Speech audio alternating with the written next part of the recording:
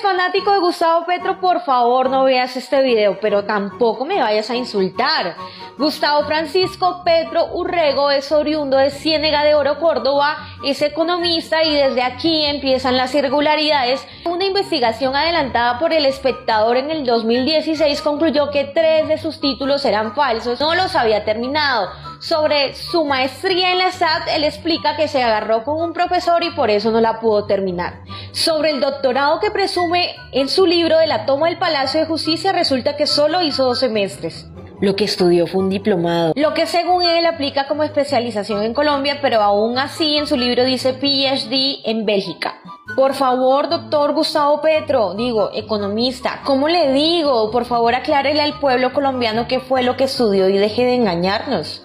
Petro comenzó su vida política en la personería de Zipaquirá en 1980 y fue concejal del 84 al 86. Posteriormente llegó al M19, movimiento que con sus ideales pretendía cambiar la realidad del país, pero que terminó utilizando la violencia para conseguir sus fines. Probablemente Petro nunca llegó a empuñar un arma, pero sus ideas fueron determinantes en las acciones sangrientas de ese grupo al margen de la ley. Después de su desmovilización fue asesor de la gobernación de Cundinamarca del 90 al 91. Llegó a la Cámara de Representantes en el 91 e intentó reelegirse en 1994, pero no lo logró.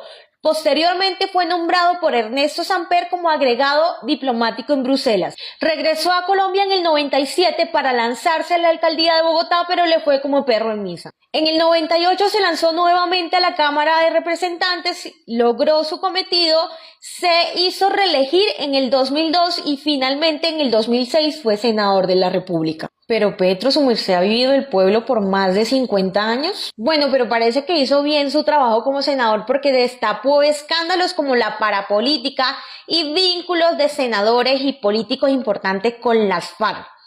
Venga, Petro, me surge una duda. ¿Cómo así que usted incluso mandó a la cárcel a varios políticos porque se reunían con la FARC y tenían vínculos con la parapolítica, pero usted se ha reunido con todo el mundo para llegarle a la presidencia y no pasa nada? Resulta que a Petro en el 2008 se le metió en la cabeza ser presidente y comenzó a dividir al polo el partido que lo había acogido porque estos no estaban de acuerdo con sus alianzas con el presidente Santos. Después le echó el ojo a la alcaldía y denunció el carrusel de la contratación que llevó a los hermanos Nule a la cárcel. Sí, señor, esos mismos que hoy visita a su hermano en la cárcel. ¿Qué guardado o qué acuerdos tendrán entre manos? ¿Serán otras bolsas? Para los que no conocen el video de las bolsas, consta de 15 minutos donde Petro recibe dineros fuera de la legalidad, ya que los candidatos deben reportar sus ingresos cuando aspira a un cargo de elección popular. En el video anterior mencionábamos que Gustavo Petro fue grabado en un video de 15 minutos donde recibía dineros al parecer de procedencia ilegal, ya que no fueron reportados en su campaña. En ese entonces Gustavo Bolívar, Armando Benedetti y Cepeda salieron sacando pecho en medios y en Twitter diciendo que el Consejo Nacional Electoral había concluido que los dineros eran lícitos y que eso era un montaje del uribismo para desacreditar a Gustavo Petro. Pero lo que sucedió en realidad fue que ya habían transcurrido más de 15 años y ya no era competencia del Consejo Nacional Electoral, por lo que concluyó la investigación.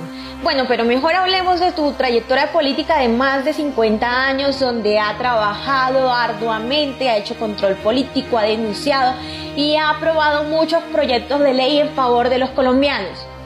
No ha aprobado ninguno. Resulta que Petro dice que ha presentado más de 50 proyectos de ley, pero que nunca se los han aprobado porque es que al pobrecito se la montan desde 1991, cuando por primera vez pisó el Congreso de la República. ¿Acaso eso no tendrá nada que ver con su intransigencia y su falta de trabajo en equipo?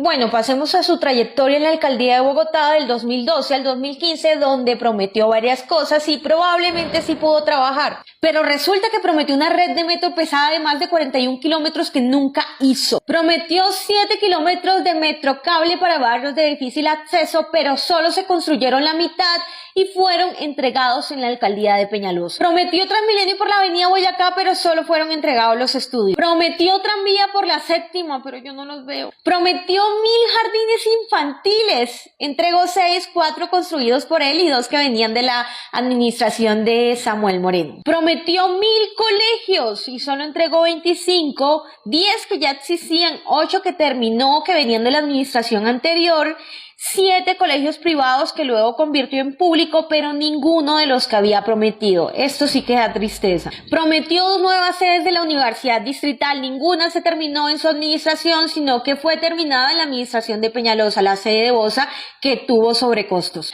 Pero bajó los pasajes de Transmilenio, generando un déficit que tuvo que sacar del impuesto predial y por eso las calles estaban en mal estado. Pero modernizó y le quitó el negocio de las basuras a los privados. Pero compró 170 camiones, 70 en muy mal estado, algunos se echaron a perder y quedaron en Cartagena y los compró a un precio y se los vendió más caros al distrito. También estuvo inmerso en escándalos de corrupción, ya que fue denunciado por exfuncionarios del distrito porque quería contratar sin los requisitos legales y a dedo y hacer de las suyas con los recursos de seguridad del distrito. Personas cercanas a él le renunciaron porque los desautorizaba y tomaba decisiones por encima del que fuera, inclusive sobre el Consejo de Bogotá.